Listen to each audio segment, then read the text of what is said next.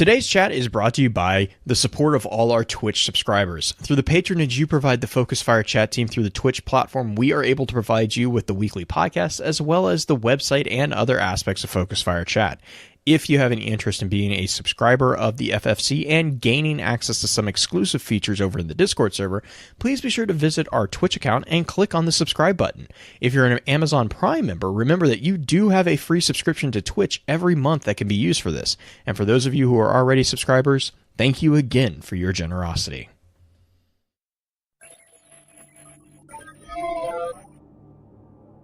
You may have heard the whispers of guardians gathering in the shadows, exploring the mysteries of this world and the worlds which surround us.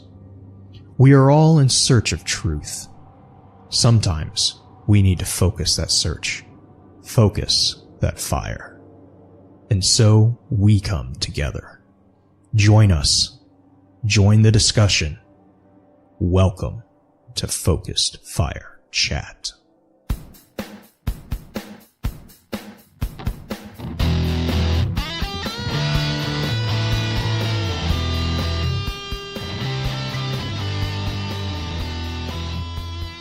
Welcome back for episode 131 of Focus Fire Chat, recorded live on May 18th over on twitch.tv/FocusFireChat. As always, I want to give a big shout out to our live chat here with us tonight. Thank you so much for joining us once again. Our topic for tonight's episode is going to be a look at the Guardian potential.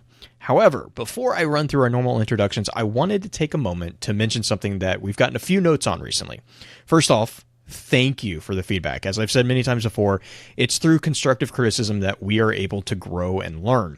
One of the things that we try really hard to do here is present knowledge and possibilities in the story of the games that we all enjoy playing. However, we are also friends that enjoy each other's company, which means that constantly trying to walk a really fine line between the two positions of instruction or instructors and presenters of information, and then informally chatting with each other about ideas and theories that we're quite honestly very passionate about.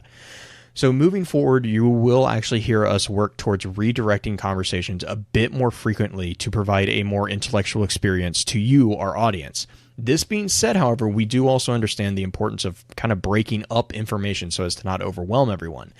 This means that while we will aim to have the majority of the conversation being that presentation of information, we are also going to try to have breaks of the friendly banter that, we have had in the past. In the end, this is a work in progress, and we truly appreciate those of you who have taken the time to stick with us through it all, as well as those of you who are new. So please don't hesitate to let us know through reviews, emails, or any messages if you find something that you think would be better, or if we're hitting the right balance for you. So with all that being said, let's run through a quick introduction of those who are on the show for tonight. As always, this is your host, Blue Crew 86. Next up, we have our own master of social media, the one and only Green-Eyed Music Lover. Green, I hope you're doing well. How has the week treated you so far? Thank goodness it's Friday. It has been a week, guys. It's oh gosh. And I mean, yes, by the time scales of everything, it has indeed been a week. Are you sure though? Are you sure? I mean, if we're gonna go down timey-wimey stuff, Beard, we can bring that up already if you want to. Do you really want to talk about that right now? Do you? Probably not, but I am gritting through my teeth right now. This is going to be awful. We're going to get into that probably, I don't know when in the show we're going to get into it. I do want to bring it up with the community at some point, but Beard and I and quite a few other people have been banging our heads against, apparently Beard has like a dent in his table because of how many head desk he's been doing, because we've been grinding our teeth at some of the lore that we've been kind of chewing through is the best way to put it, I think, today. Well, rounding out the usual team, we have the grizzly bearded cultivator of spinfoil himself, Beard Grizzly. Beard, how are you doing tonight? I'm only as good as my spin foil, and let me tell you what, it's pretty good right now. Well, there's is it spin foil? Is it spin foil, or is it something else that's going on, or is it something else that's going on, or is it just bad writing? You be the judge.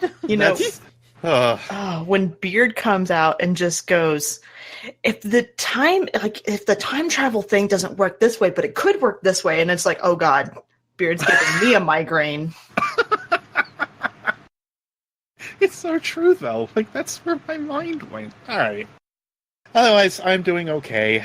I have actually been sitting and reading over most of the new lore that's been presented to us over the last, since Warmind and so on. I've been digging a lot of it, and then, like I said, I hit that wall, and let me tell you, it was a wall. I have 10 pages written down about Rasputin, because I ended up digging back into some of the old stuff. So, yeah, look forward to hearing some of that if you want to. Yes. Nice. But it's been fun. It's been very awesome. fun. Well, last week we asked the community, what do you think the next challenge for our Guardians to overcome will be? And I know that we got a pretty good response. So I'm going to turn over to Green to talk about that. So one of our responses was from Little Rabbit, and his is probably my favorite, because his saying of what we should overcome, or what our next thing we should overcome, is salt. Lots and lots of salt.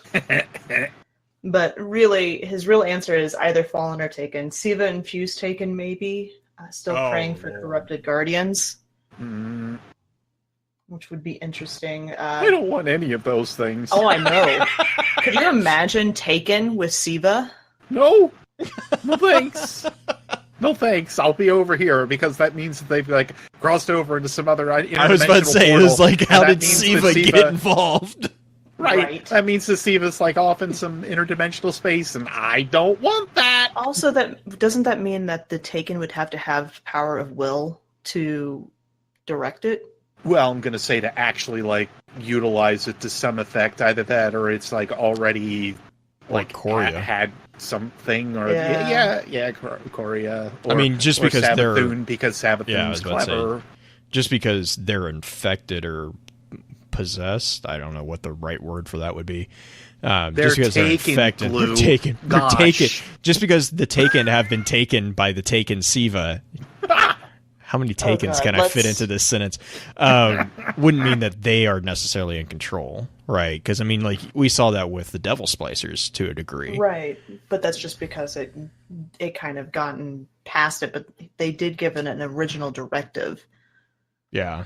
Well, yeah, I mean, I guess the thing that I guess I'm kind of saying is that just because an individual Taken has been consumed by Siva or whatever, however you want to phrase it, doesn't mean that individual Taken was the one that was yes, I'm going to control the Siva. Oh, yeah, sure. So that's where I was thinking. It's a chicken and the egg thing, though, kind of in my head. It's just okay, who's in control? Is it Savathun at that point? Black Flag in chat. Who has control in that relationship? Yeah, that's an interesting question. It's the eternal yin-yang. Not wrong. Mm-hmm. We had quite a few other entries. Another one of the basic topics I saw is people want to see Fallen. They want to see the next update be about the Reef, especially. Mm-hmm. Politics! And us going back to the Reef. Oh, yeah. Which... there's a lot of things that kind of showcase that we may be going back that way, thanks to the ending cutscene, of course. Additionally, there's 4 new things that you can find related to either Uldren or something else. So there's a lot of fun that can start. And the dialogue. Yep, that's what I mean. Is that one of the ones? Yeah, between the scans, between lore and everything, lore entries and such. There's a lot of little hints, tricks, etc. that are pointing back towards the Reef, and it's crafty the way that they're doing it. I think this is a nice lead up. We will see. We had quite a few entries on that, and lots of good information. A lot of people want to see the Reef. A lot of people mentioned having a darker type of enemy that's a little bit more gritty, I guess is a good way to put it. That's not the word that they use, but yeah. It'd be nice to see us go after kind of a more... I mean, we've done the Dire Tower going down. We've done the Lost the Light thing. It would be interesting to see what they can come up with story-wise. Thinking Thorn. that could come back and cause some havoc with corrupted guardians. You mean like the light casting a shadow on something? Oh my god! Sorry, that's I mean that's whenever you start talking about like we're and I mean it's a apt thing here. It's for Guardian Potential, and I know I will get into this conversation later, and I'm assuming that we all will as well. But you kind of hit it on the head as far as my thoughts. We've seen the external threats. Now let's look at the internal threats. Right. What's gonna actually be, what's gonna destroy the Bastion within the Guardians.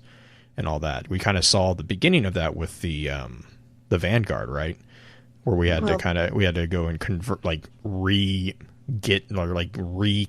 the Vanguard with themselves. Right.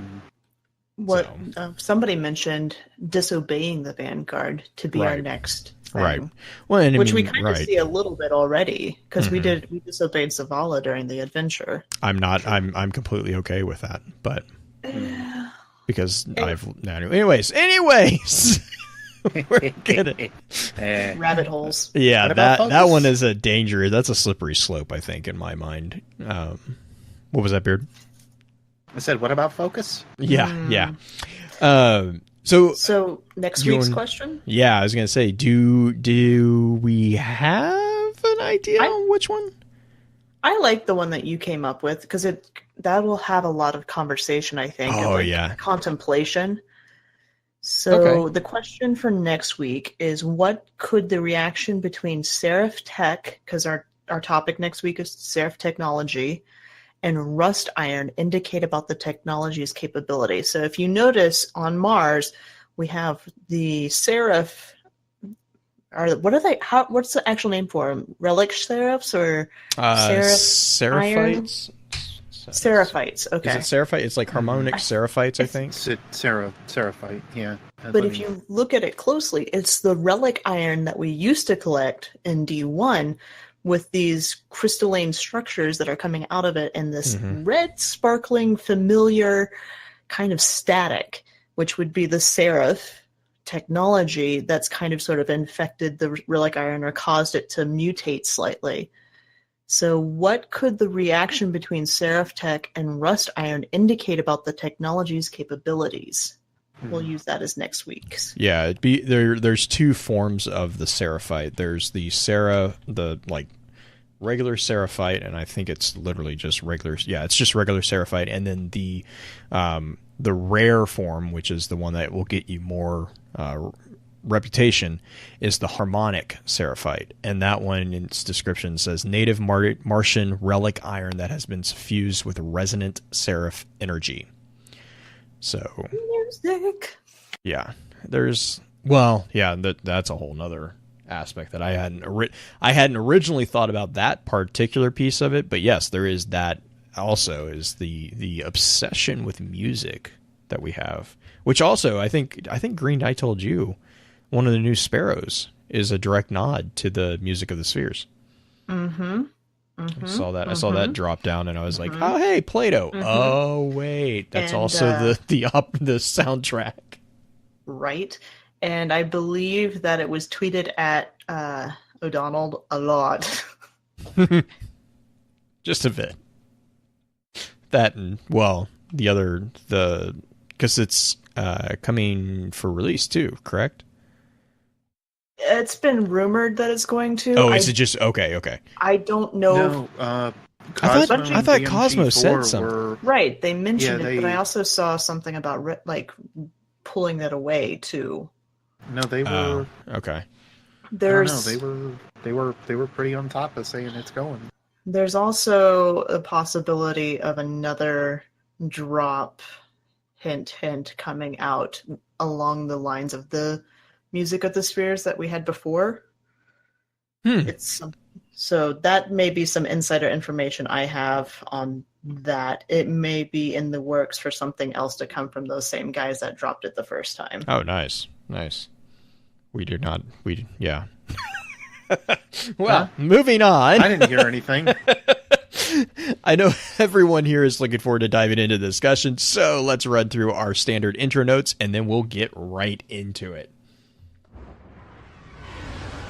In our last episode of Focus Fire Chat, we discussed the lore surrounding gunsmiths. If you ever miss an episode and would like to catch up, please be sure to check out focusfirechat.com for archives, articles, and links to the other aspects of Focus Fire Chat.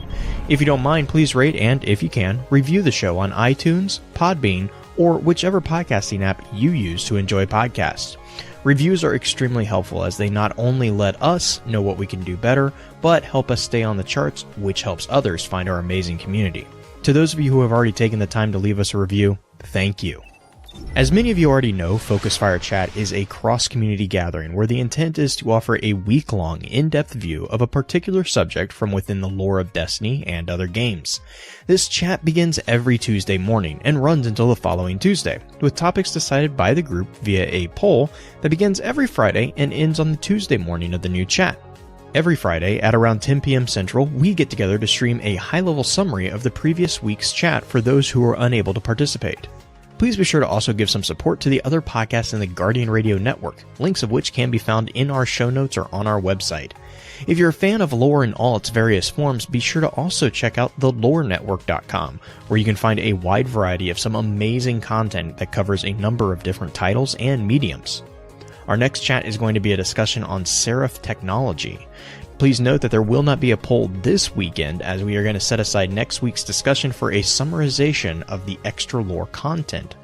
With all that being said, here's Green with a high-level summary of tonight's topic. How does one measure potential when the idea of it lies in the realms of things yet to be?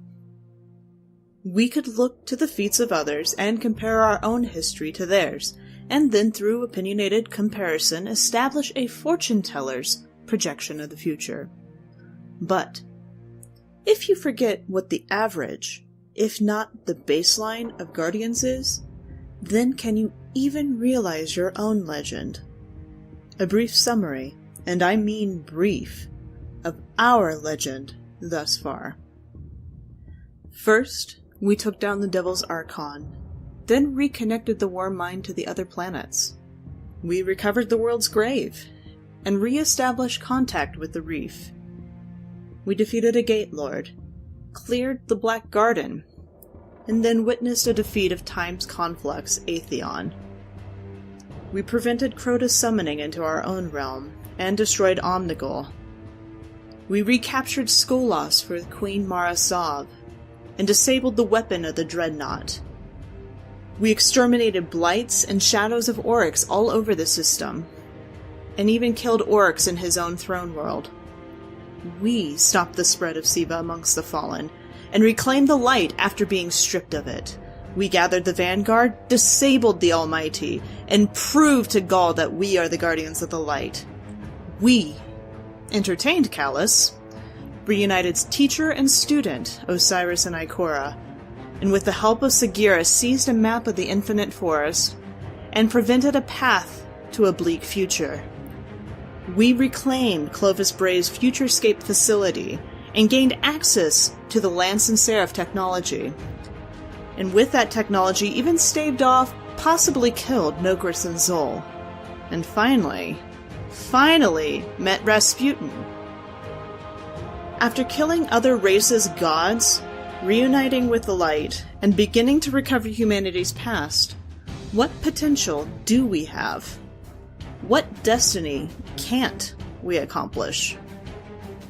Before we jump into the information and thoughts that the community had about Guardian potential, however, let's have a quick chat about this week's Lost Lore.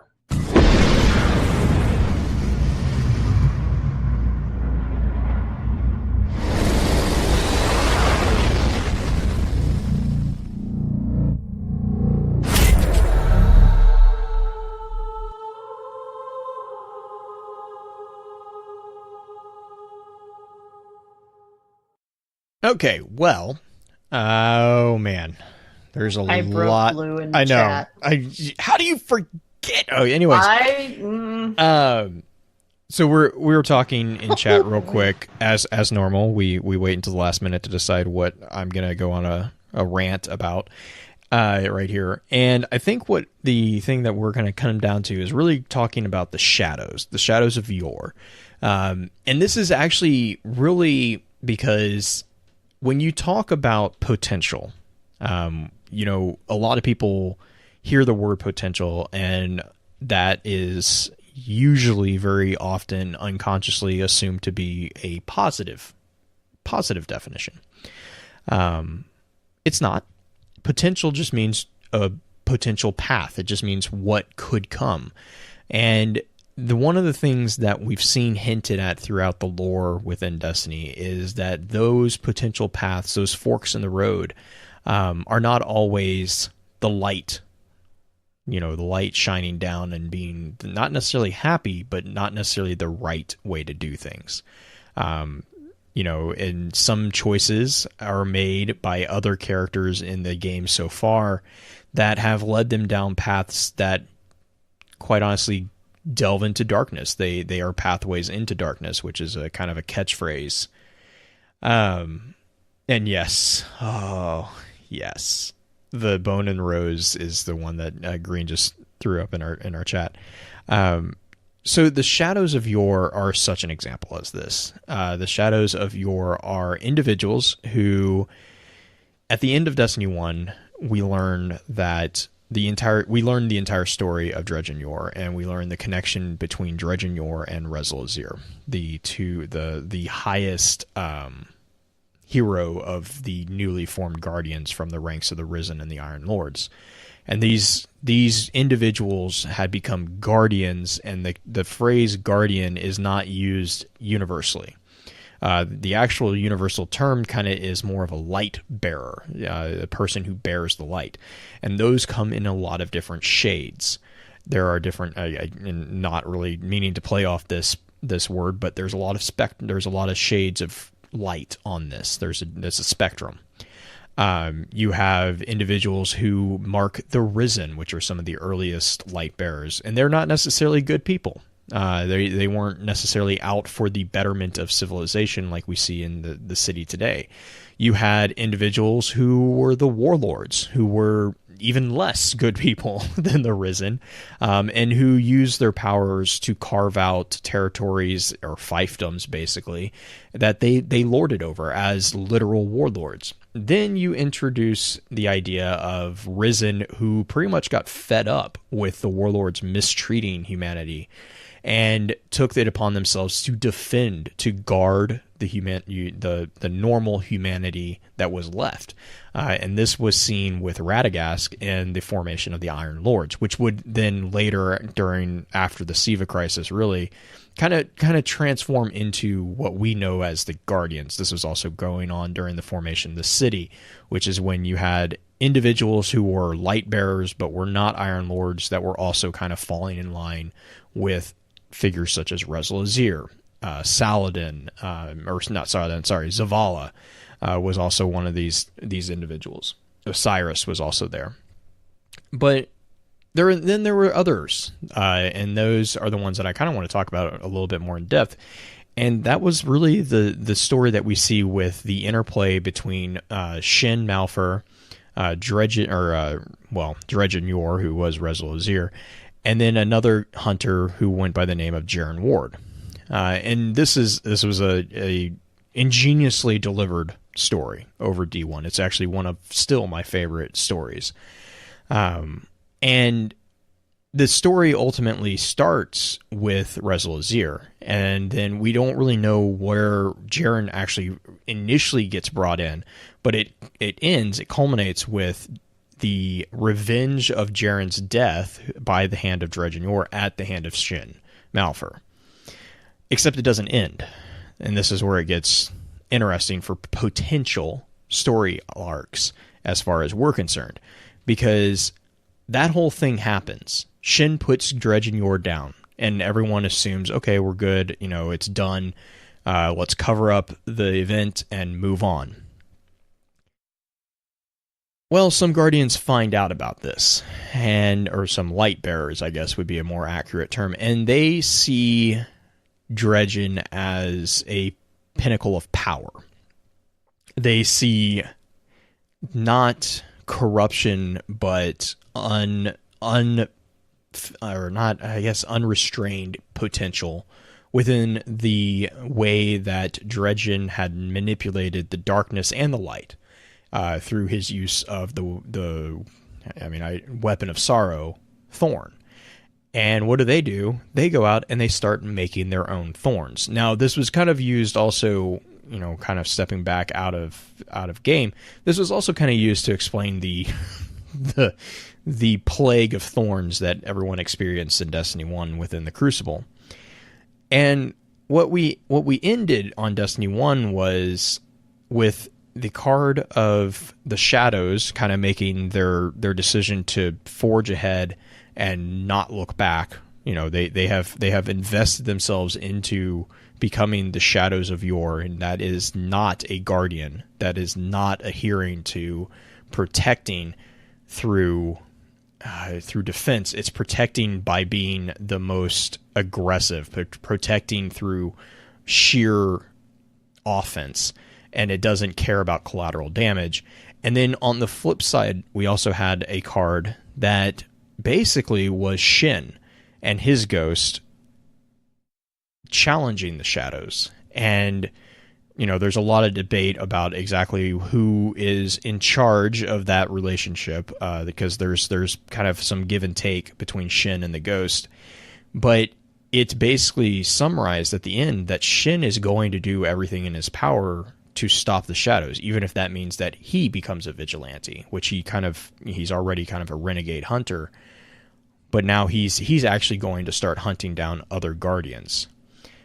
And this kind of brings me into the idea of, and we were talking about this in the intro. So what would be the next best, or what would be a next really cool challenge to see, where we go with this? I mean, we've seen, Green and Beard have mentioned this. We've seen the external threats. We've seen, from the very beginning, we had the Black Garden, we had Atheon, we had Crota, Oryx, Skolas, we had, then, you kind of see that with the Siva threat. You see that with, not really Rasputin, but with Nokris and with Zol. Now Callus is kind of floating around out there as well. But, personally, I think the next thing that would be really cool to see as far as potential is like an internal challenge. Give Guardians the ability to, and this is, again, I'm a huge RPG player, so this is something that I constantly play with and even RPGs, is the moral choice, the moral direction. You have a choice. You have a choice now. You can choose the right way, or you can choose the Guardian's way, or you can choose I can pick your name for what would get the job done, but not necessarily be a Guardian's path. It would still get the job done, right? Or not do the job. There's always the third choice there. No. Additionally, we see that with stuff like Rasputin as well. Because right. I mean, Anna Bray effectively kind of, he's following the same kind of idea, but Anna Bray is more the larger choice in that one, of course, too, because she is thinking, this is what I need to do to get the job done. Not thinking about the other implications or problems that may ensue behind it. So it's part of the reason that I think that inner city politics are as important as they are, because we see that on a constant basis with the factions as well. Like, the factions are pretty well built off this same idea of, we're going to do it our way, and we're not necessarily saying your way is wrong, but your way is not right. And we know what is good for this city.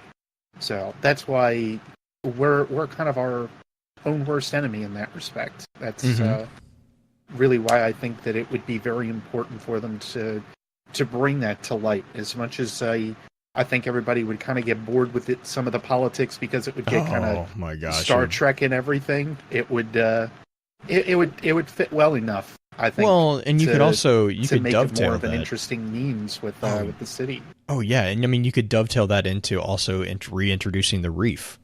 I mean, you want to talk about a political powerhouse, political powder keg? It's the Reef. I mean, you want to introduce morality into the game. I think that would be an awesome. It would be perfect. Oh my gosh, that's honestly, we kind of had this exchange on Twitter, which is why Beard and I are kind of bouncing this back and forth.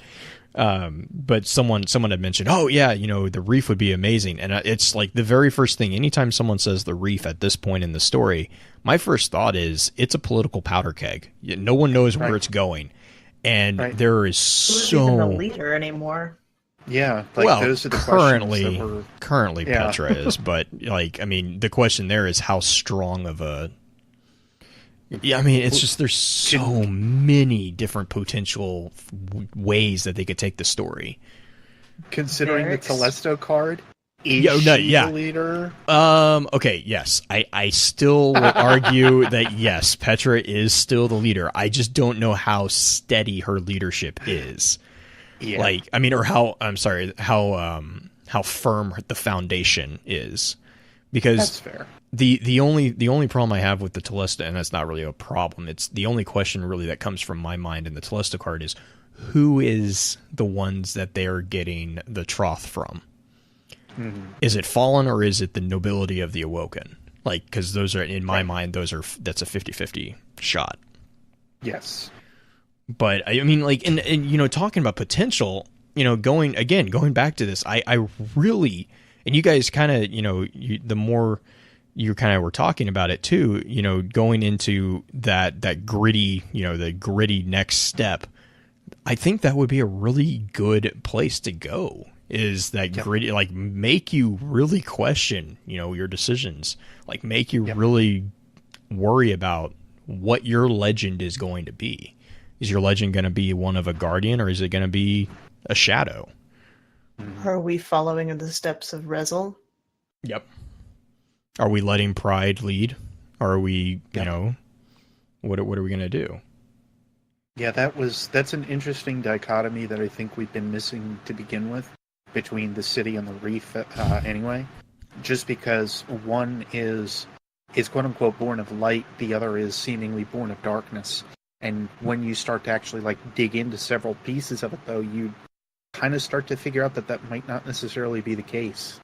And again, it adds that different dichotomy that you didn't have before that is really, it misses something. And I think it's another piece of the puzzle for Destiny 2 that is desperately lacking, that I think would add another layer to people's understanding of where we're at right now within the lore and within the story especially, and where we're at with the soul system.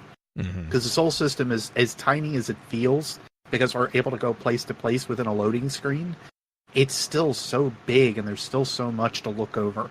We didn't know about the Hellas Basin for Warmind until very recently, and even then we passed it off as something that wasn't that important. Joke's on us. Yeah, and I think I was gonna throw in there too. One of the best ways to gain clarity on something is to hold it up against something that it's not. To cast a shadow on something is not only to cast a shadow, but it's also to give it depth. You can't have a shadow without a 3-dimensional figure. And actually, Black Flag in chat, I wanted to point this out because Beard, I think you'll appreciate this one. He says that's a good point. You're talking about the moral, I think, component. He said these past 2 expansions have featured guardians that disregard the politics of the city and Vanguard. Both Osiris and Anna ignored their duties to chase their passions. This is Bart's Beard. It's like when the speaker died, the age of true freedom began. I appreciate it's so true. It's so true.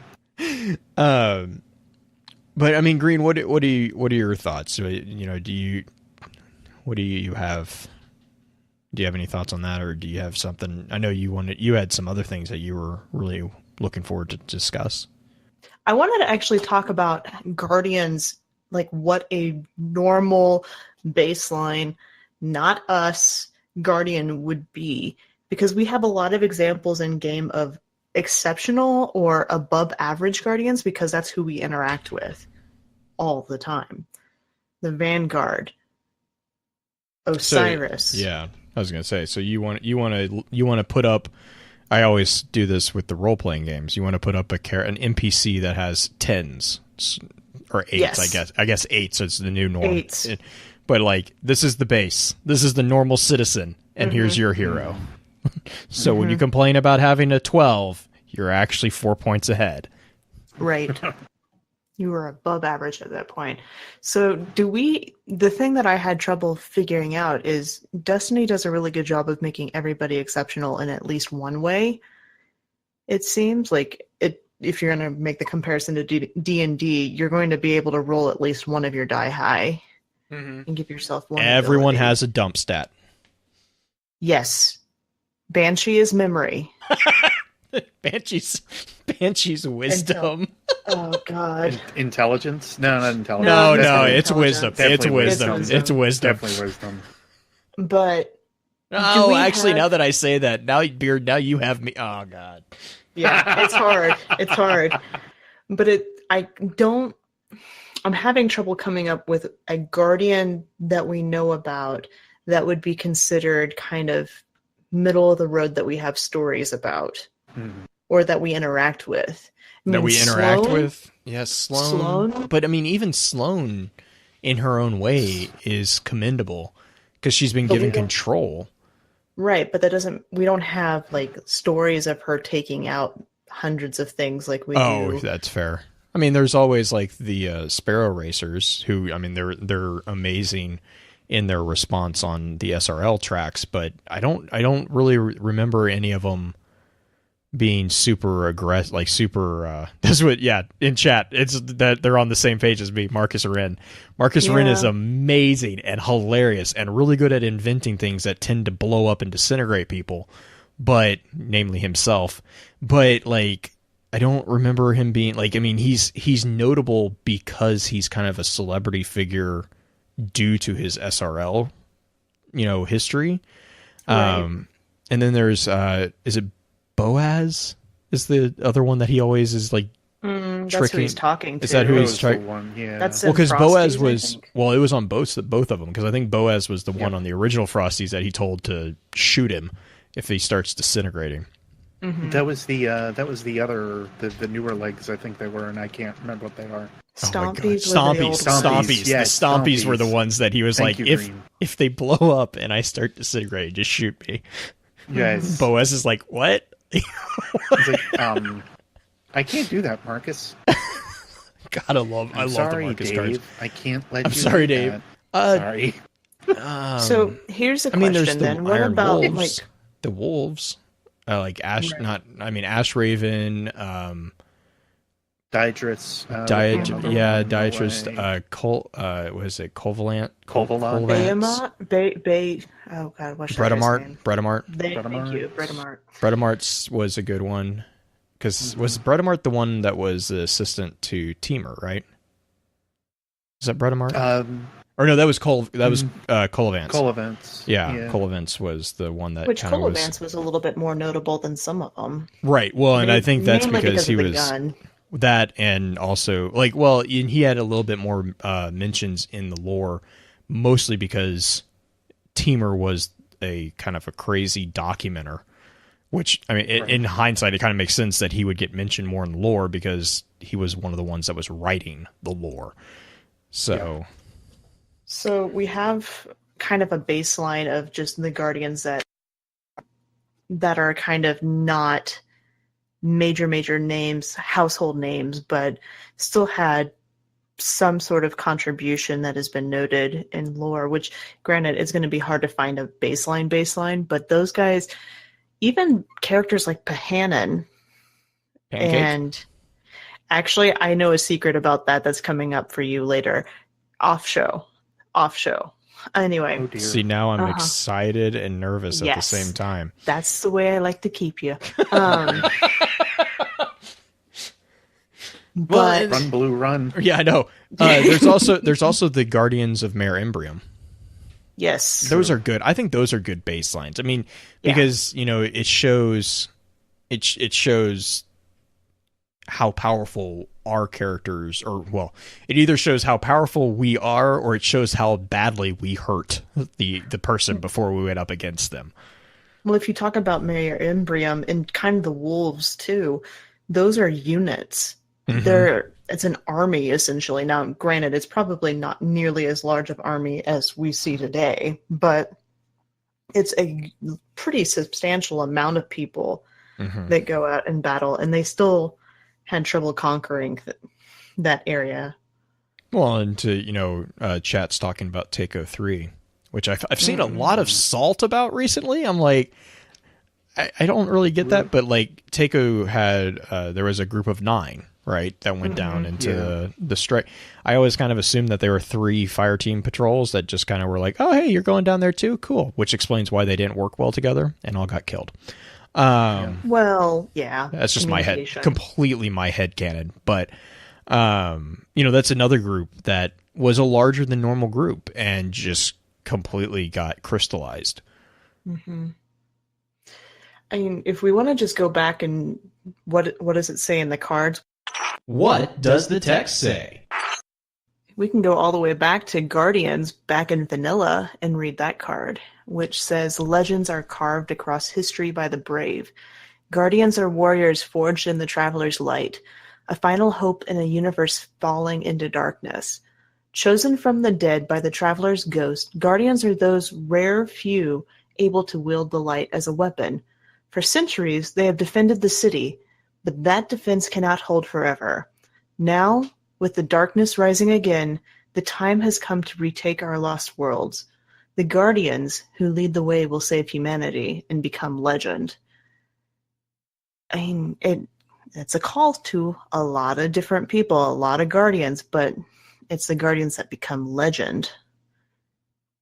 Oh yeah, that's a nice wisdom bite. Is that Lost in Space? Yeah, that's the new Lost in Space. Sorry, I typed this in chat. Anytime we read this card, this is actually a really good way of saying what comes to my mind. The new Lost in Space, by the way, if you're not watching that, you need to go fix that really quickly. But there's a character. There's an event that happens near the end of the series that is very traumatic for the main family, the Robinsons. And during this whole thing, there's another character who makes a comment to the youngest son, the only son, Will Robinson. And he says, remember that history is not written by those who sacrifice or are the heroes, Will. History is written by those who survive. And it was like, it makes sense in the context a little bit more for that particular thing. But that's what, like, when you talk about becoming legend and all that, it's like, yeah, and that's true. But then for every hero out there, you have to have a Tyra.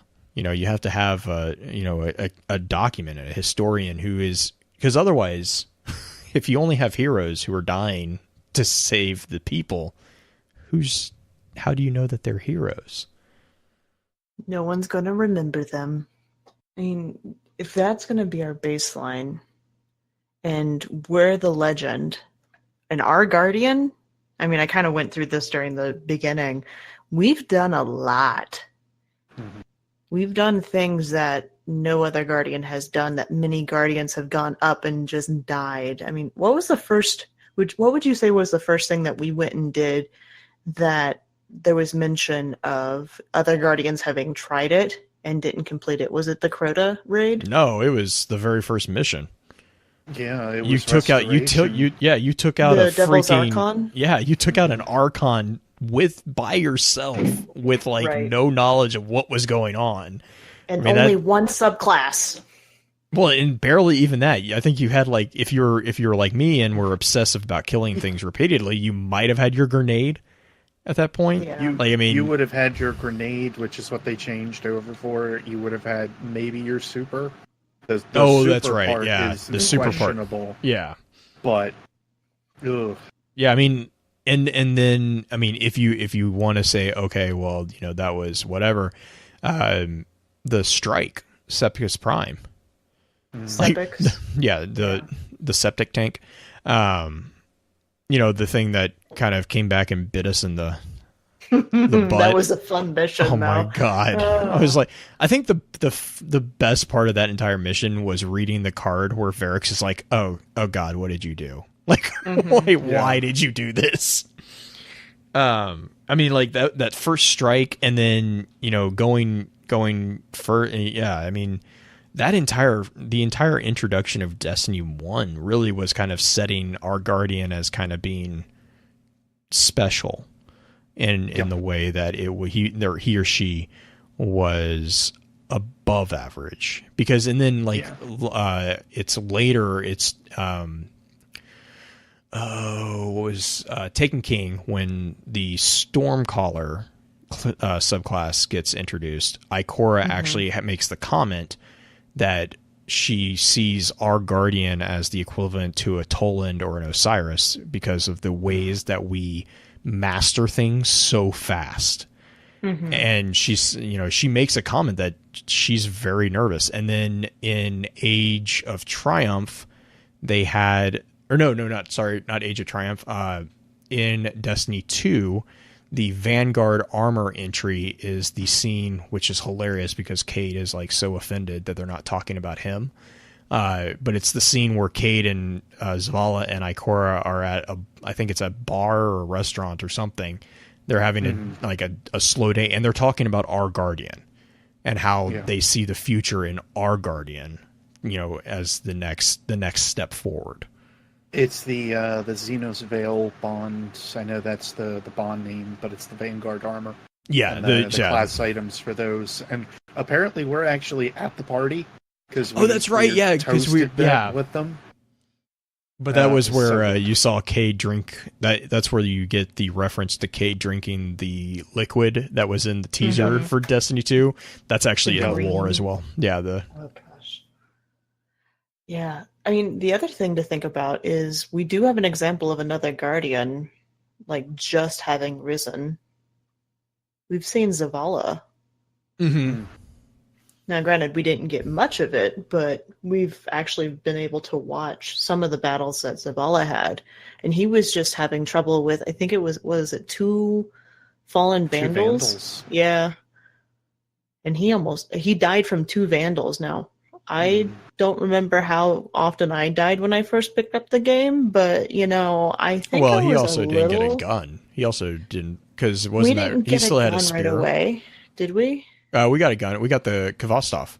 Oh, right. That was the first thing. And then that thing wrecked shop. I went through and punched everything. That was your brother and I had a very similar style when we first started. That's also really not surprising. But just punch the things. Your punch was a lot harder hitting than the Kvostov. I was palming everything. I don't know. The Kvostov did some work in the Crucible. Yeah. Kvostov was extremely powerful. Oh my gosh, that thing! That was so good. Yeah, I think they nerfed that pretty. I don't know, man. They nerfed auto rifles in general. Oh, that's because right. Of how everything was going. That was right. It was easily affected too. And then everybody was like, "Oh, so you're gonna."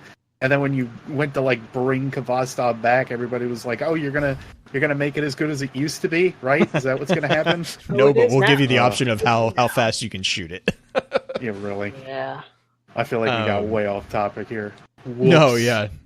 But, well, I mean, I can segue using the Kvostov because the potential there. But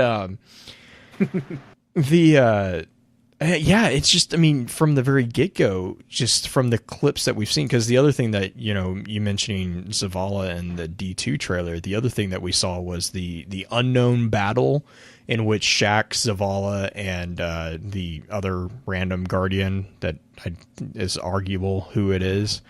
And then you also, I think you saw Cade at that point as well, in the city when they're fighting the Fallen.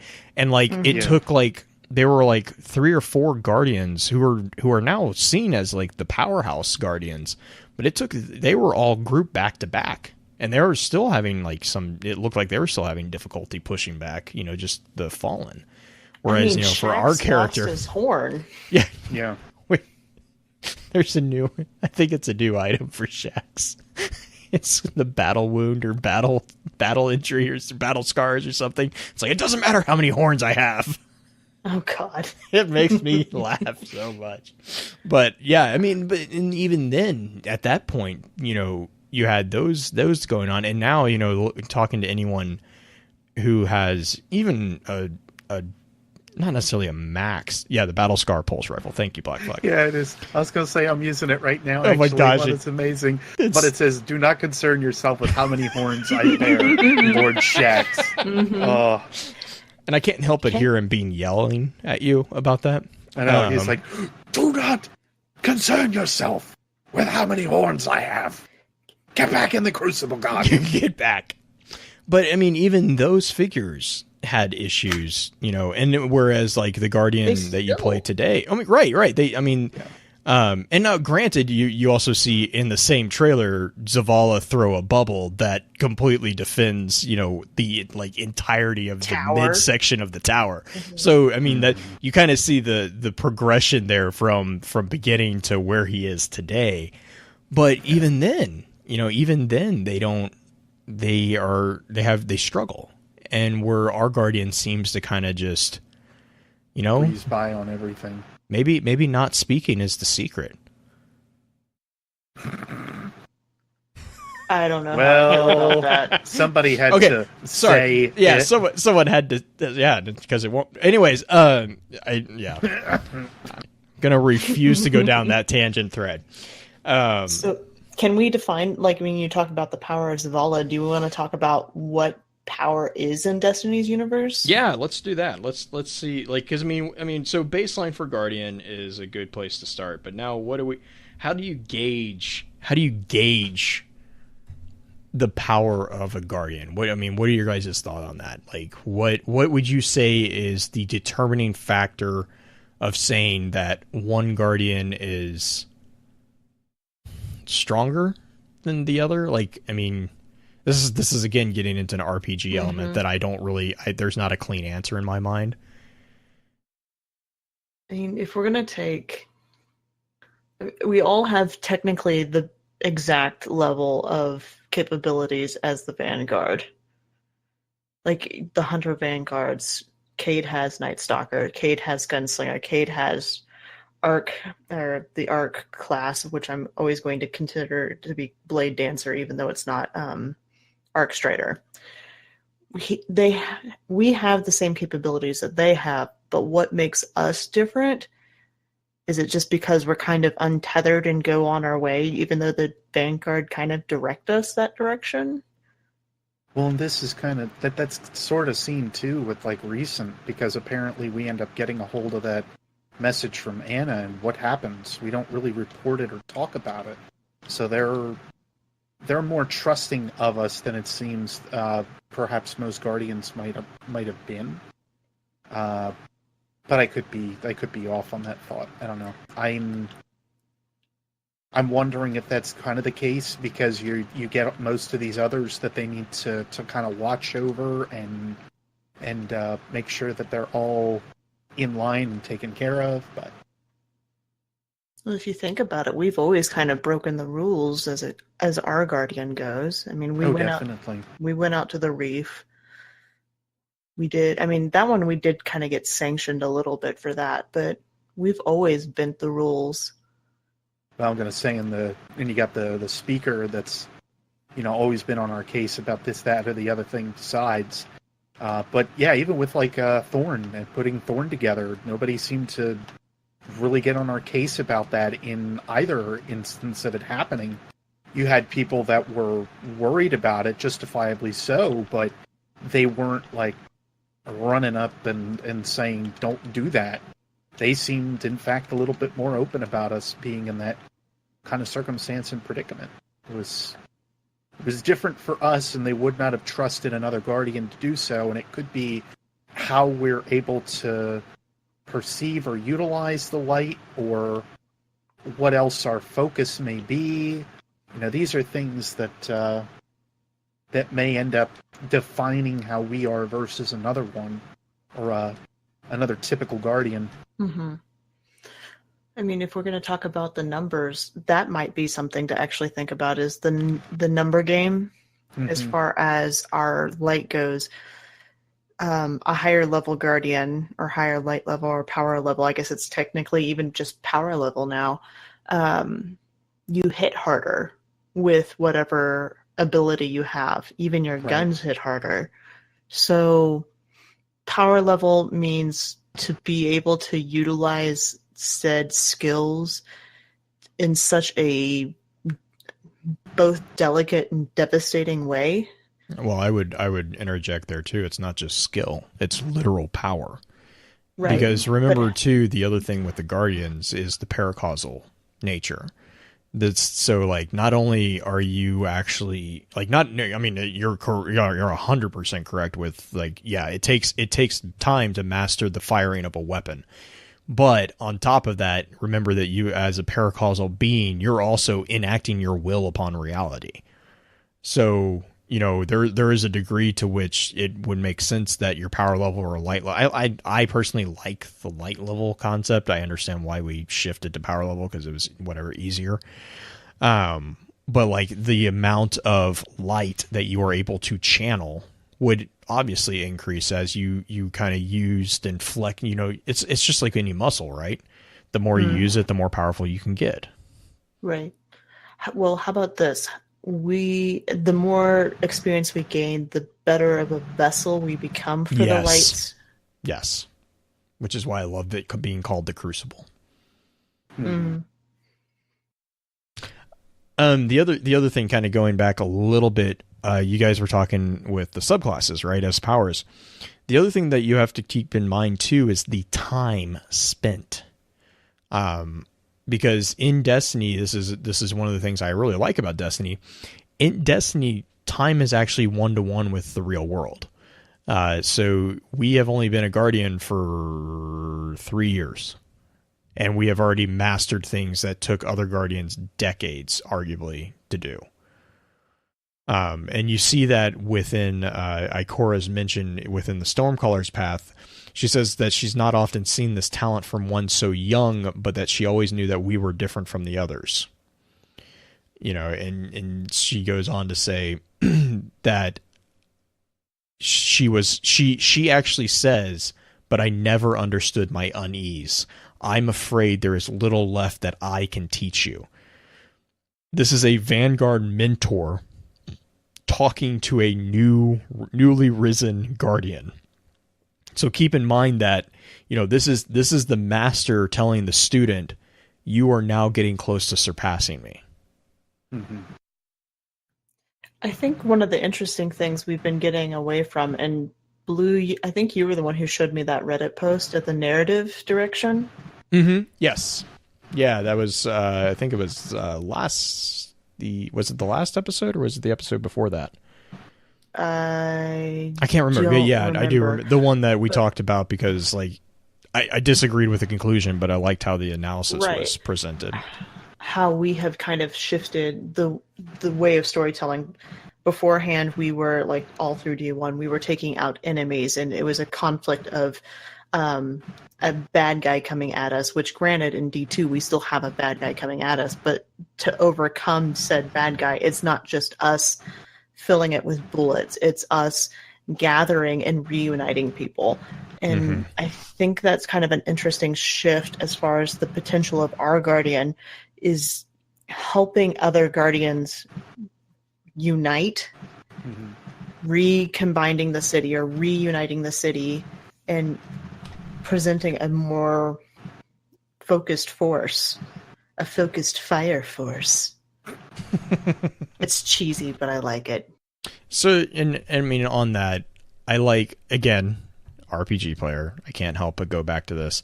And as a DM or a GM, whichever iteration of that term you want to use, one of the things that you do a lot of is world building, right? You know, you get to a point where you start noticing how other people build the fictional worlds that you play in. And the thing with Destiny that it's always been very interesting to me is Destiny 1 was always presented as like these massive scopes, like these massive pictures that were just being dropped into our laps. And there wasn't a lot of depth necessarily. There were some pieces of it that had a lot of depth. The Dredge and Yor, that's actually one of the reasons I focused so much on that one initially, was because that story had more depth than the rest of the other stories that at the time I had seen. But Destiny 1 was all about, the scope of the narrative of Destiny 1 was about designing and building this world. And then you get into Destiny 2 and a drastic shift in focus because it wasn't so much about building the world. We've got the world now. We've got the universe of Destiny built. Now it's, let's start building the NPCs up. Let's start, diving into showing what makes the NPCs tick, populating the world. It was a shift from narrative of this is the universe to these are the people within it. And I think that's why, Beard and I have had this I don't even know if it's an argument necessarily, but this conversation about the presentation of lore as a folktale or folklore or whatever you want to, whatever word you want to use for it. To me, again, going back to RPG things, and I had this conversation in our mod chat actually last week. I never trust anything that's presented to me in game because as a player, I'll be completely honest, I have been punished so severely for trusting anything that a game presents to me in a D&D game that I don't trust anything unless like the DM like actually pauses the game and it's like, okay, no, seriously, don't do this. Like, this is not me trying to trick you. Just don't do this. Like, short of that, I trust nothing in a game. So for me, like that revelation of lore being, this biased presentation of another character in game, it actually makes me more interested in trying to figure out, okay, what is this bias? What is this? What's actually going on? I know that's infuriating to some people, but at the same time, it's also what makes it so fascinating.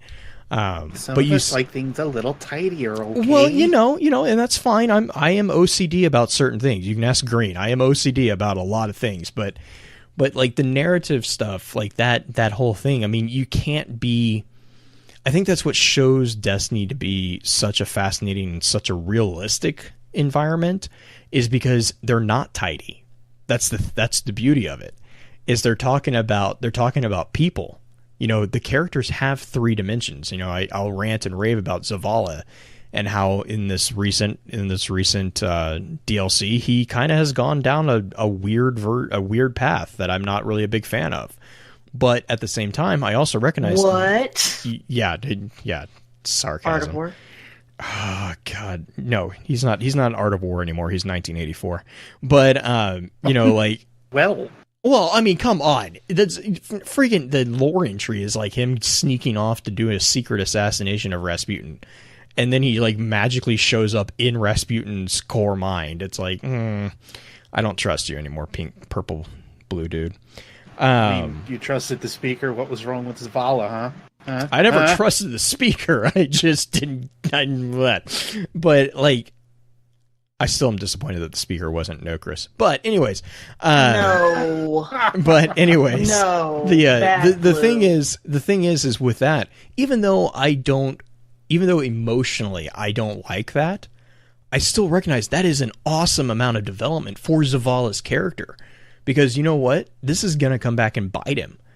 Doing what he did in the lore entry, that we see him kind of subvert the use of the consensus and make a decision that is exclusively on his own without informing anybody, and then acting on that decision, that's a decision that will come back and haunt you potentially, and so basically that's again kind of going into this excuse me this idea of potential. Like, you are being shown a fork in the road. Which path do you choose? You can only take one.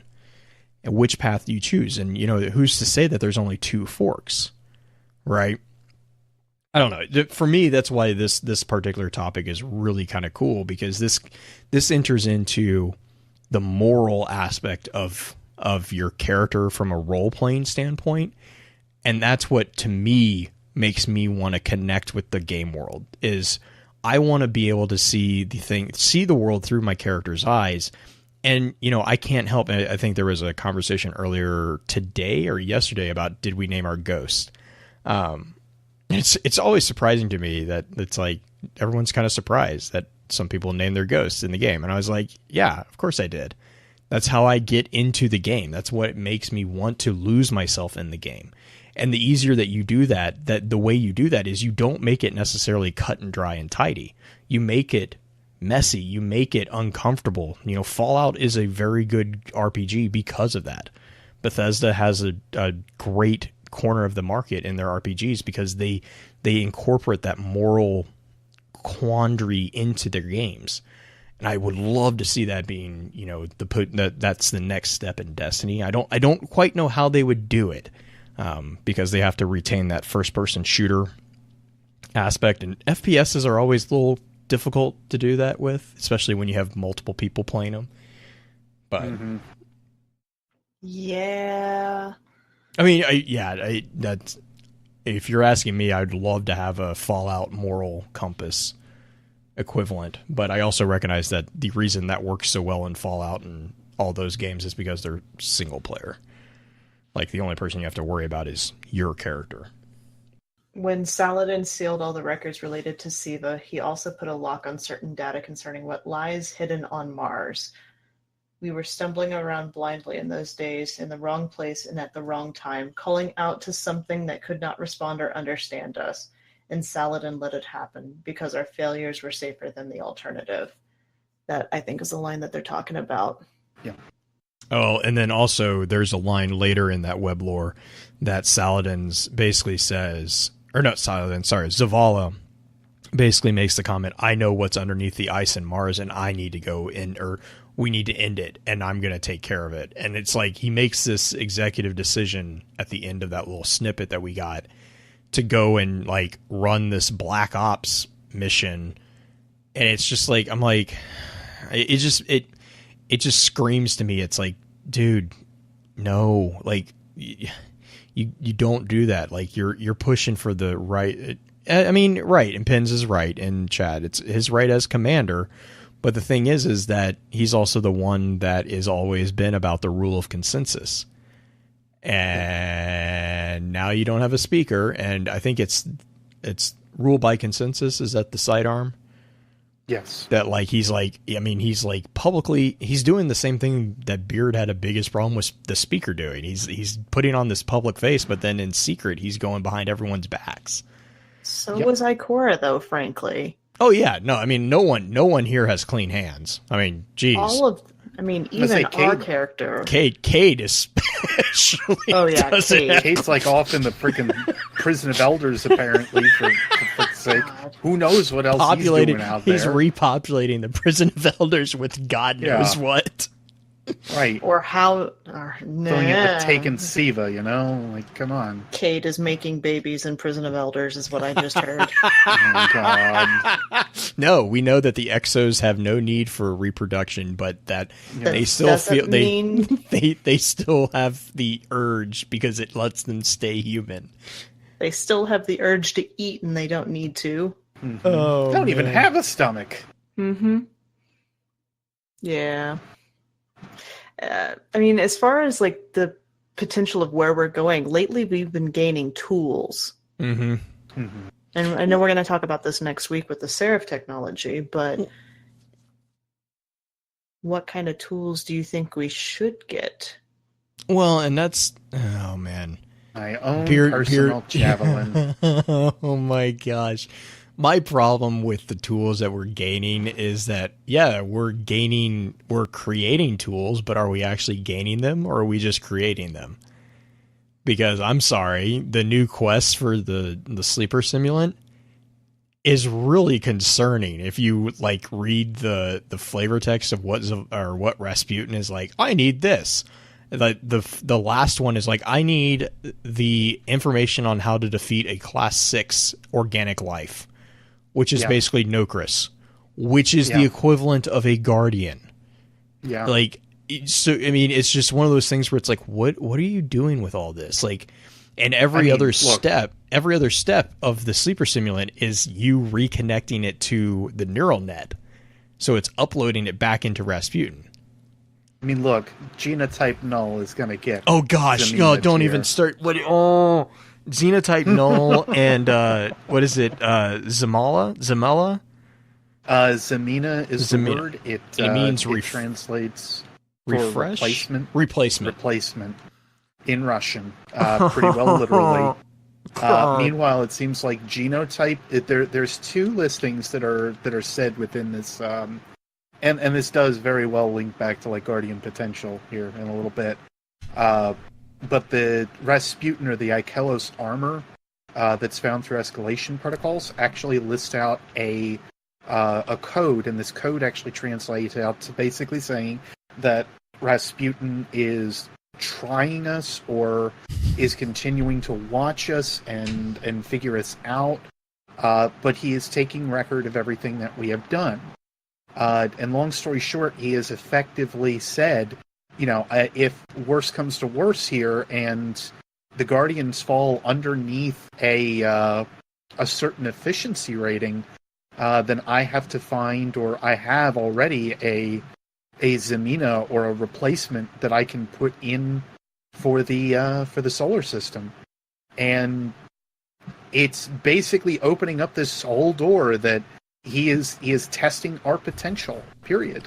Well, testing exactly like what it is that we are, but he has this means that he could possibly replace us with the Hive. It's just ridiculous. Not even. I don't even know if it's the Hive, because the thing is, I'm gonna say it could be the Fallen, it could be otherwise. It could be but a freaking frame. It could be a frame that he's building. It has to be something that is apparently replaceable or enough to match our resilience, and that would also mean past death. And there's, at least for what all we know right now, only one thing that can match that, and that's the Hive gods, basically. Mm-hmm. So who knows at this point with what he actually has in mind. And then it also ties back to a big old theory that I kind of have, right, Green? Well, and then there's the ending scene of the scene with Rasputin calling himself a guardian. Yeah, he's the guardian of all, which doesn't even mean the guardian of humanity. He's the guardian of all. Let's read into this here real quick, kids. When Gamera is alive, he is the guardian of Earth. That doesn't mean diddly squat for humanity, all right? Just means he's the mother who's putting her arms out and holding all the children apart as much as possible. Yeah. Or squishing them. Them. Oh man, yeah. I mean, and that's the thing is that's what makes this whole conversation really fun too. Is it's not just we're looking at Guardian potential, but you can see how it dovetails into the AI potential. Mm-hmm. It dovetails into not just potential for the friendly races, but also the enemies. I mean, we've seen great leaps in the Fallen with Varix. Up until Varix was introduced, we all, well, except for Damo, all were kill all the Fallen. And then, Varix comes in, and all of a sudden Varix is you actually have a diplomatic. Yeah, I was going to, it's a sympathetic figure of a race that was, it's like the Arbiter from Halo. Right. It's you have a different perspective of what is going on. And I'm curious if we're going to see something like that with the Cabal. Are we going to get some? And we kind of, I think we're getting it with Callus. That's what I was about to say. I think they're trying to kind of do it with Callus, but I really am not a fan of how they're doing that.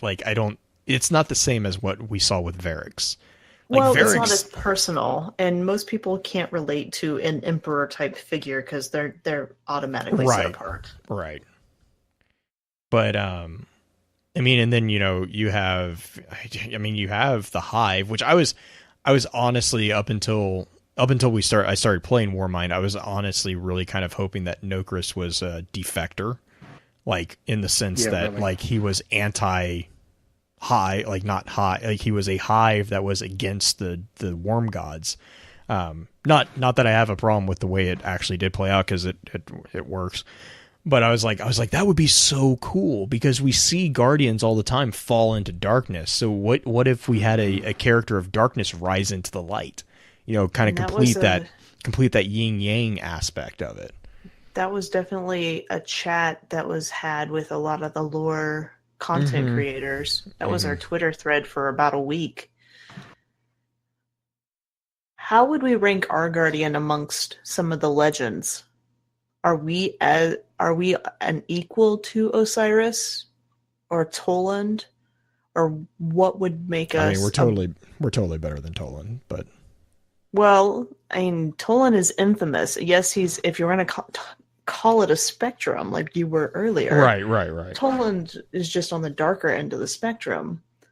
And in some ways, Osiris is not much better. You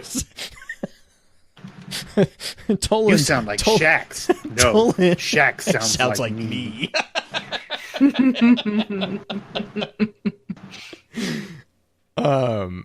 I think that our character, I mean, and this is the nature of a first person shooter, right? You had this with Halo, you have this with Mass Effect, you have this with pretty much any first person shooter. Is your character is always like the strongest or the most, infamous of whatever.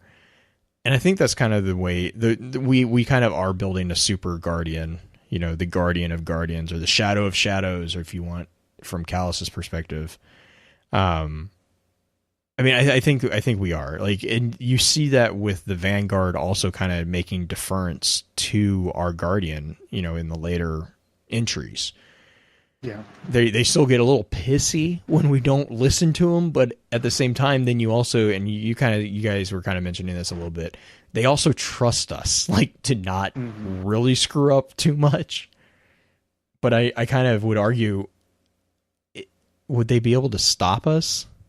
Like, it brings into question, really honestly, in a toe-to-toe fight, would they actually be able to stop the guardian that is, not our personal, but like the guardian in the story? Is that character the true protagonist of this entire thing? That actually leads beautifully into my next question. Yes. Are we continuing a cycle of power gaining and then falling? Is our character destined to fall? Yes. Sorry. Was Beard.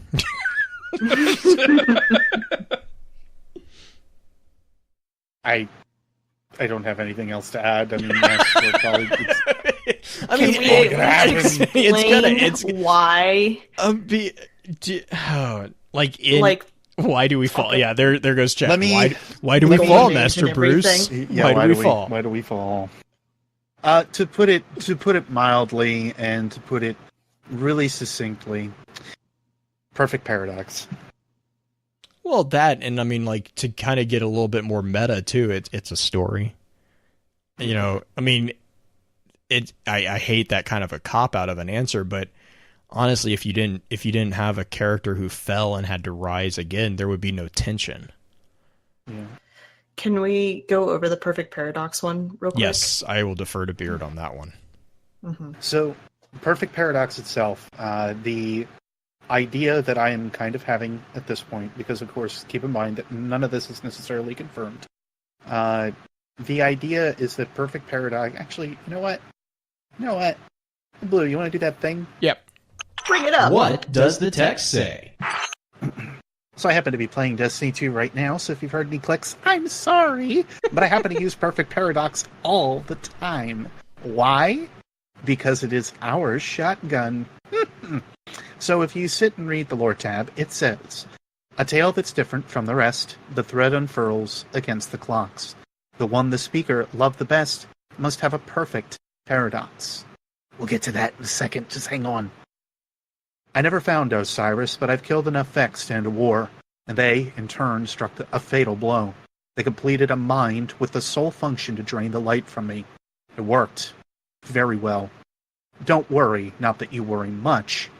It took them centuries to build, keyed to the unique frequency of my light, and I sit atop its shattered husk.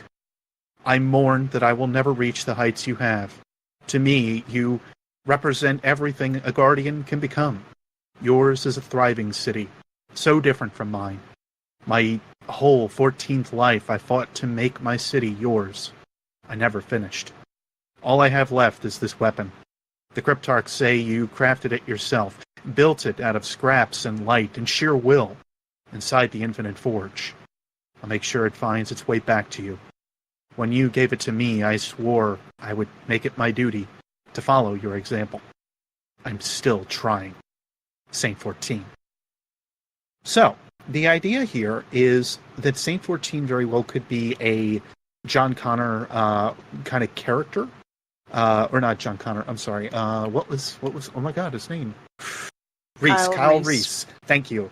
Kyle Reese had gone back in time, and he ended up saving Sarah Connor. But equally, he ended up giving Earth its best weapon, per se, which was John Connor. Because, of course, him and Sarah had a relationship when he went back in time.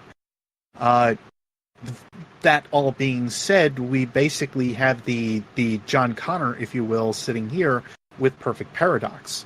The idea is that our Guardian basically was given this weapon by Saint 14 now, but Saint 14 will effectively get that weapon back again, and then this cycle will repeat. So eventually, yes, our Guardian will end up finding that either there is an endpoint that we are going to have to see, or something else is going to happen, where we either have to hand off this weapon to Saint 14 and send him back, or something else is going to happen. But one way or another, Saint 14 has to actually go back in time, and it's going to be for some reason that either we can't avert on our own anymore, but that'll end up being our power struggle. That'll end up being where it is that we cannot manage, and that will be the final grasp at what it is that says we are a Guardian that can do a lot of things, but we can't do this. So there is going to be something that will cause our Guardian to lose his or her ability, in order to actually save the city, and it's going to fall back on Saint 14 to do so. And it's going to be something in the past that we still do not understand or know about, because, well, Saint 14 maybe just didn't have time to explain. Oh, that connection. It's like I did that on purpose or something. Well, I don't even know. Do we want to catch the folks at home up with that one? The latest theory on that? Real quick? Can we do it in 3 minutes? I don't think so. Okay, Cliff Notes. Saint 14 and Exo Stranger and Anna Bray are all related somehow. That's the super, super Cliff Notes of it. Yeah. Oh, that one. Yeah, they're not necessarily family, but they're related. We'll put it this way. If you guys hung around for the after show last week, then you basically know where most of this is going. Yeah, I was going to say, Blue and I have already kind of talked about this. That was the headache from last week that we... I was going to say, that was the one that I basically put onto you and was like, have fun with that in the morning. That's going to be worse than a hangover. Which, if we're continuing down the Perfect Paradox card a little bit, if you notice, we're not considered a fallen character. That's true. In his eyes. We are the pinnacle of a Guardian. Yep, we're still very important, and we're the ones that basically he wants to live up to, that claim that we are basically the one that can get a lot done, and have proven that we can do so. Mm-hmm. But there are still points and leverages, if you will, that seem to be missing, that we, of course, cannot always overcome. Yeah, we were able to take care of Zol and everything, but guess what? That was only because we had Rasputin, and only because we ended up having the Javelin. Mm-hmm. If it was not for those instances, our Guardian, would not have been able to take care of Zol and Nokris. So, story points and keeping things open aside, that was, something that we could not physically do ourselves. Our light for this point in time is not powerful enough to handle that. Can I also make a point about the whole our Guardian defeating Zol by ourselves versus a raid team defeating Oryx? Mm-hmm. If you think about the math of that, if Oryx was even on par or even a little less powerful than Zol, six Guardians took him out. Right. Our single Guardian took out Zol. And I know a lot of people are really upset about not having a raid that's Zol related. I get it. But as far as power level, if they're on the same level at all, were as powerful as 6 Guardians Yeah. from Well, a few years ago. and there's definitely some arguments that I can make in terms of the actual power of Nokris and Sol themselves, given quite a few things that we now have at our disposal between Weblore and as well as the new 3 items that were given by whoever's writing those. I still don't know.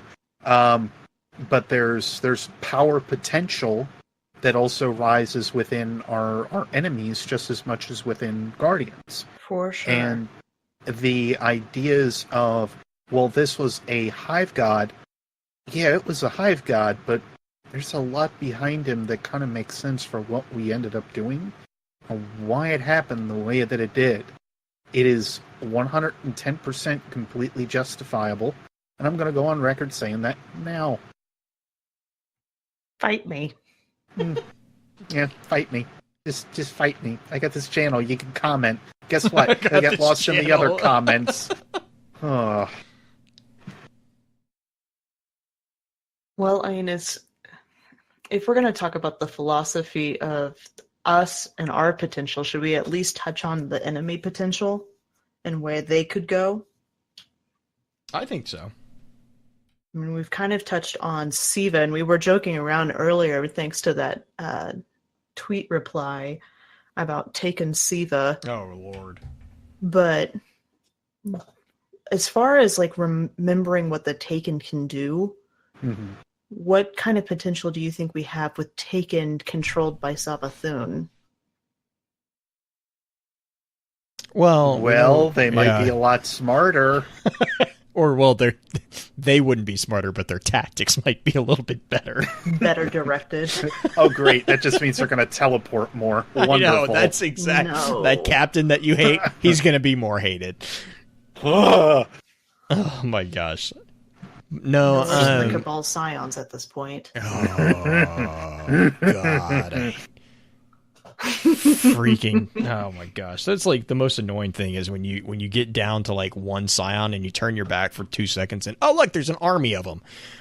Like, anyways, so it should be said now that potential does not mean you still don't get annoyed. oh yeah, potential means you could get more annoyed. Yeah, really. But yeah, no, I think the Taken are an excellent kind of thing to start with too. Well, not start, but to kind of touch on, because the thing about the Taken is just so endlessly frustrating and fascinating at the same time is the fact that they're kind of the hive equivalent of Siva. You know, like they don't really have they kind of have individual thought, but they don't like have a significant portion. Like they kind of exist to follow orders. Right. Not that they aren't capable of independent thought, because we see that quite a bit, especially with the Prison of Elders. We saw that quite a bit. But I mean, that's why if ultimately we do see, you know, Korea or Savathun. Well, we've already kind of seen Savathun kind of peek her head through a couple doors with the Taken. But I mean, even we had it wasn't Psylocke, was it? That had Psylocke, that is Psylocke. Oh my god, I hated that freak. But like, no, I mean, like, it's just like I heard that so many times. It's just, but you're not wrong. wrong. wasn't Psylocke the one that was actually controlling other Taken? Yeah, he was actually. Now, granted, most of them were in the prison for a reason, but he was another big reason. Like, what he was. What was it? He was actually like in there just to kind of prove a point. He was like constantly resetting the instruments that they were. Oh, that's right. Yeah. And then were testing. Yeah, because there's a really random spinful theory on him, but yeah. Then there was also Malak, and you know, Malak's whole thing was also kind of going into that, you know, independent control. There's another one too. I mean, like we have seen Taken figures kind of try to rise up and take power. It never really works out too well for them, but they do have that potential. They have the ability to. Hive doing that too. Oh yeah, and Hive. Cool. Yeah, and Hive. I mean, and Hive, we see it more frequently because the Taken have this kind of like fettered, like it's almost. I want to call it like a limiter. Like they exist to serve almost, but that doesn't mean that they can't rise above it. But they still have that base program to be like.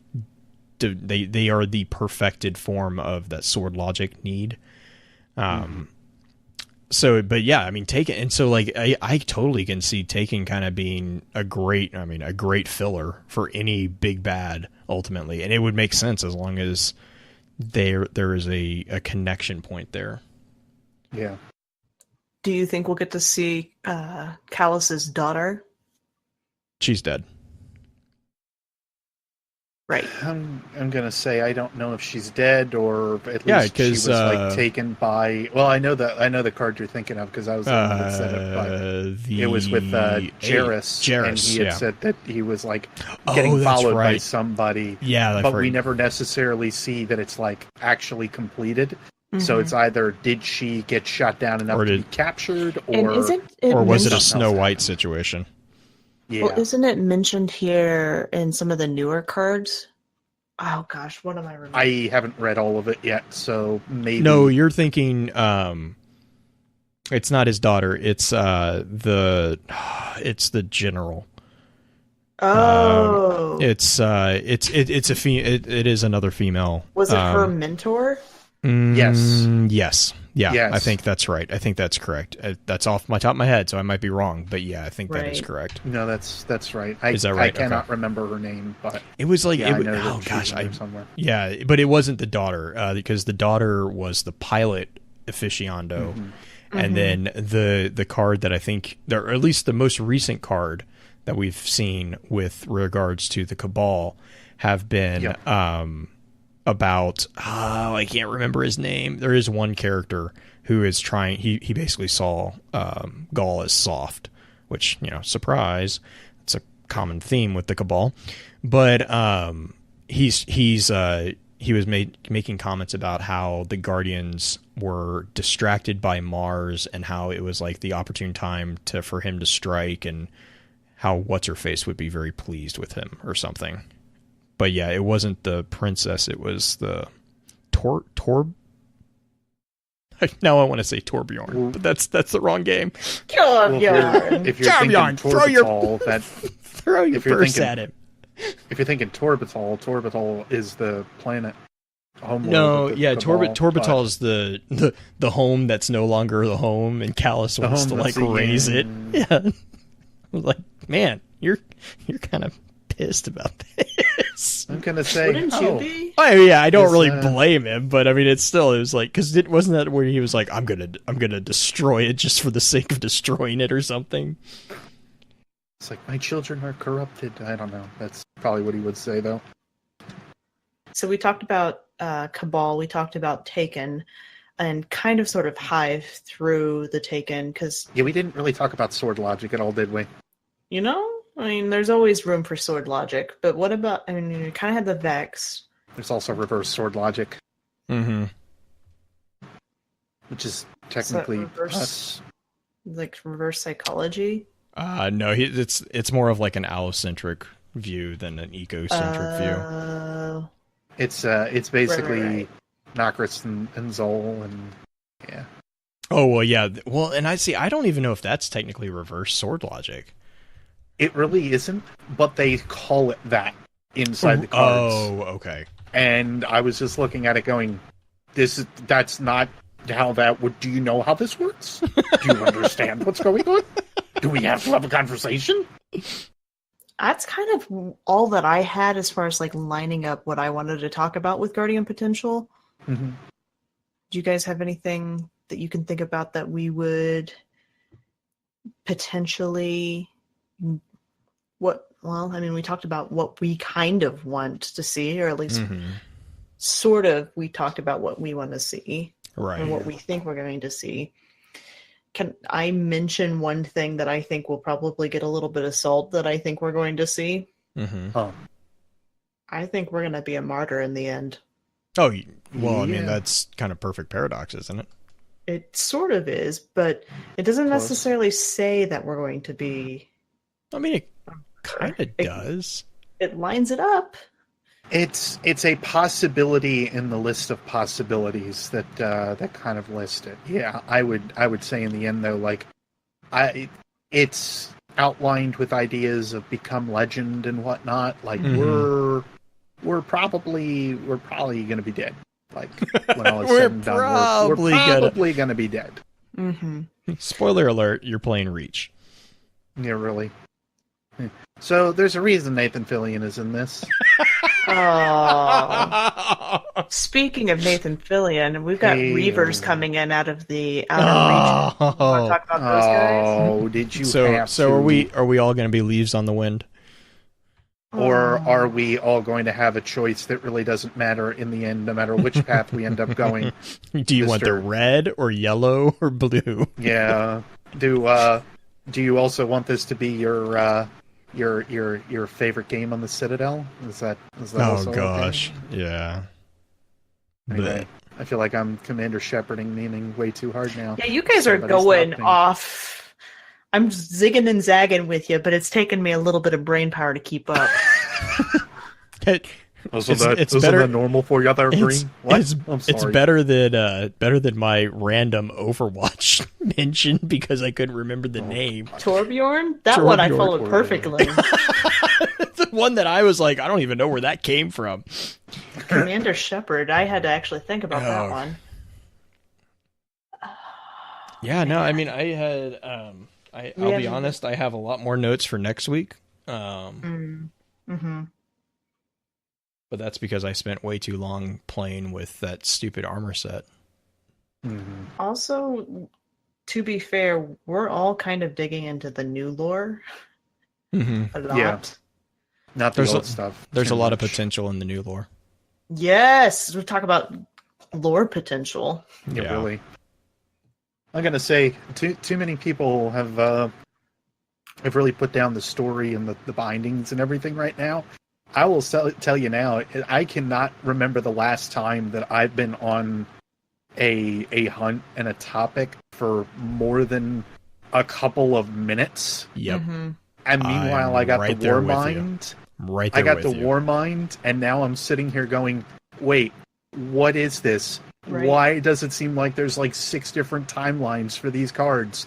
What is happening right now? You know what? And it very well could be I don't have all the information, which is fine too, because you know what? This is year 1, and I'm not going Yeah. to compare it to frickin' Rise of Iron. So how about that one? I think, yeah, I agree with you, Beard. Libby said that the other day in chat. That this lore, the information that we have, feels like D1 Destiny. Yeah. We don't have all And- the answers. And just to, I don't know why I said just to put it out there Yo. in this respect too. Like, keep in mind that they have not delineated or taken away from the fact that Grimoire is still a referenced piece. In fact, we only got like extra references to it over the last like month here. Between the comic book reference and a couple other things that are going on. And the web no, lore. no. The web lore. Yeah, no, it's completely like there, like it is a thing. So everything that we've had to reference so far, flavor text, Grimoire, old strike text, and everything, like the reason that I say to like get in contact with me and talk with me about this stuff, if I am wrong or missing something, is because there is so much to cover. Yeah. There is no necessary reason even to be snide about it. It is simply a matter that I do not have the brain power to wrap my head around everything that is happening right now and keep it straight. So Beard the is not amount- Rasputin confirmed. I am not Rasputin, even though I am Exo. This is the big thing to keep in mind with this lore, though. Like, we have such an amount of reference material that is available to us, and I find myself referencing a lot of the newer stuff, though, only because, especially with like today's episode, it deals with the ideas and topics that we're talking about. and it is trying to basically process those or set those ideas up a little bit further. These are not simple topics at all. They required 3 years in order to realistically give us all the answers for. And now everybody's looking back on it going, well, I have the answer for this because of this. Yeah, you had it because it's 3 years ago. So, just saying. And I'm off my soapbox. No, you're good. I mean, we were talking about the Shadows of Yore earlier and the story of Thorn and Last Word. That story, we didn't have all the answers to begin with. Until the very end. Until the very end, and everything fell into place. If they're writing it the same way if they're writing today's lore the same way they did that story, I'm excited. Yep. I am. Yeah, now I'm ready to dig. It now falls back onto Bungie, of course, to really bring about these stories again, because I know something that was said over here in our chat is that people have started to forget about Dredge and Yor, and I'm like, oh, okay. I don't have a nervous tick right now or anything at all. Did you not see my reaction? Totally fine. Yeah, I saw it. That's why I'm being fair and nice about it here. And that's not on anybody except for Bungie, who realistically doesn't reference the material that they have, or I know the common thing is they don't know what they have, but I think it's more a reason that they want to focus a little bit more on some things, or at least I'm hoping that that's the case. Well, so and to be fair, in defense of Bungie for that part too, that story's done. For the most part, like the story of Yor, or the story of Dredge and Yor has been done. Now we do have that couple threads with the Shadows and with Shin, but I mean the story of Rezel was really the rise and fall of a Guardian, right? And that, I mean, and to be fair, as much as it kind of pains me to say it, that story is complete. We have a complete story. Now, also, kind of going back to what you guys are saying, it took us 3 years to get that complete story, guys. I mean, really, realistically, we had the first mention of Dredgen at Vanilla Destiny 1, and it wasn't until the end of the Age of Triumph that we got 100% confirmation that story, it was at the end from the writer, right? And it wasn't, but I mean, it was pretty 99% confirmed, but it wasn't until the end of Destiny 1 that we got 100% confirmation that yes, these are the same. This story arc is done. We are done writing this story, and it's like any favorite book, it's sad to see it done, but at the same time, looking back, that's an amazing story. Yep. Yeah, I mean, we were talking, there's a little bit of people are burned out of having to defend Bungie. And honestly, guys, you don't need to defend them. No. You don't. I mean, if there's something that you see that, hey, you want them to pay lip service to, like this weird time thing that we're talking about every once in a while in this episode, Bungie, come on. Part of it is, you bring attention to it. You don't dog on them for it. You bring attention to it and be like, we'd like more information. I mean, how often did we talk about, or I hear you and Justin and Willie talk about wanting more information about the Dwindler's Ridge saga? That was brought up so much. Because it was amazing. Right. I mean, people, they're listening. I mean, if the Destiny Down Under podcast with Chris Barrett popping in randomly and putting that one message in, if that doesn't show you that they know we're talking about it and they're listening and they're wondering what we're hooked on, that's where they're going to start focusing on, hopefully. Yeah. If the recent raid, Lair, wasn't enough to show that they're listening, oh my gosh, I still love that. Maybe a little too much in some regards. Yeah, I just love watching. How long all the. Did it take? 6.5, I think, was completion time. Yeah. But all right, well, I mean, do you guys have any more? Do you guys have any shout outs? I mean, that was kind of a good final thought segment. So you guys got any shout outs or anything like that? Beard? Honestly, just big shout out to everybody that keeps trying to piece this stuff together, because I know, as somebody that makes it a main focus in my life with the channel and everything, to reference back to a lot of this stuff.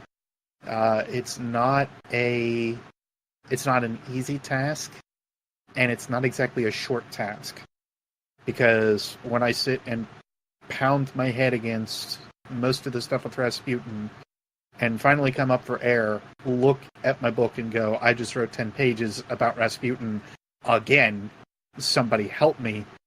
And with some of you guys being, better than, not to toot my own horn on this stuff, but better than I am at some of these connections and some of my spin foil that I come up with, and you guys just put me to shame. These implications that are listed within the newer lore is fantastic. So don't be so quick to. I know I commonly go back to this one, but it's just as a reminder. Don't go quick shout back towards retcon. Step back a little bit, look over the information that you have, and start linking it back towards some of the old stuff that we otherwise have been given. Look back on Ishtar, check out other sites for Grimoire, whatever else you might need to do. But, if you're trying to get into this stuff, we know it's not easy, and that's why there is as much content out there as there is, because this story is vast. As much as everybody would say that there's no story in Destiny, I don't know who they are anymore, but they're 100%, 110% out of their mind if they say that. There is a lot of story here. Unfortunately, it's just not delivered the way that most people expect it. Green, what about you? My shout out goes to a Mr. Pins Halo. Mm-hmm. I'm just kind of sending love his way. I know that things have been a little rough for you, hun, and just wanted to say that we're here for you. The whole community's here for you. If anybody wants to give him a message and just say, hey, love ya. Pins has been with the FFC community since pretty much the beginning, hasn't he? Yeah, pretty close. And I just wanted to say I really appreciate you, hun, and I want everything to go well for you. So that's my shout out, is just kind of a verbal hug towards Mr. Pins. Blue? I just wanted to do kind of a similar thing to Avonshill. Avonshill sent us a really, really personal email. I'm not going to read it, but I just really appreciate what they had to say. And you're welcome for recommending the Dark Tower series, because, it's amazing. As much as Green complains about me making her listen to... Well, you picked the audiobooks. I mean, that's kind of your own fault. No. I mean, come on. Wizard and Glass is creepy. Wizard and Glass was creepy enough as a book. I can't imagine it as an audio. Oh my god. I finished Wizards. I'm on the next one. I just can't bring myself to keep going at this point. Someday I'll finish it. When Destiny is done, it'll take me 10 years to finish it, but I'll finish it. The thing is just the books themselves get more creepy reading them, so I cannot imagine the audiobooks at that point, just because oh my gosh. Anyways, no, I really appreciate the kind words, and I will be getting a response to you as quickly as I can. But yeah, and then also, again, kind of what Green and Beard have both said. I want to reiterate that as well. And then also reiterate the message that we had at the beginning of the show too. We really, really do want to hear, feedback, whether that is a review on iTunes or Podbean, or comments on the YouTube channel or Podbean, or even just emails or messages either on Twitter or Discord. it's through reviews and through that dialogue that we kind of know, hey, we don't like this, do this differently, or can you guys do something like this, or or just keep up doing this way, we really like this piece, or do more of this. That's really helpful for us. Yeah, and we do take all of those suggestions into consideration. It's so if you don't hear us go into things like change something directly right away, it's not necessarily that we didn't read it or we didn't hear it. It's just trying to figure out the best way to implement it. Mm-hmm. And I assure you that I read every piece of communication that we get sent. I try to respond to everyone, and I usually do pretty well. Facebook is the one thing that I quite haven't figured out the most efficient thing, because Facebook's really spammy. And after reading 50 bots messages, it kind of gets old. But I do try really hard to communicate, or to respond back to everybody's thoughts and comments. So don't ever think that we are not listening or not paying attention, because we really are, and we really do value that feedback, because like I said, that's how we get better. So with that all being said, let's run through an outro real quick, and we will probably stay around for a little bit of an after show. With that, we'll begin to wrap the chat up. Thank you again to those over on Twitch for coming to spend your evening with us. If you'd like to join us for the live streaming of the episodes, please be sure to give us a follow over on twitch.tv/FocusFireChat. Links to our episode archives can be found at www.focusfirechat.com. Please be sure to email us at focusfirechat@gmail.com with any comments or questions for our team concerning the podcast, and let us know how we're doing by giving us some feedback and a rating over on iTunes as well.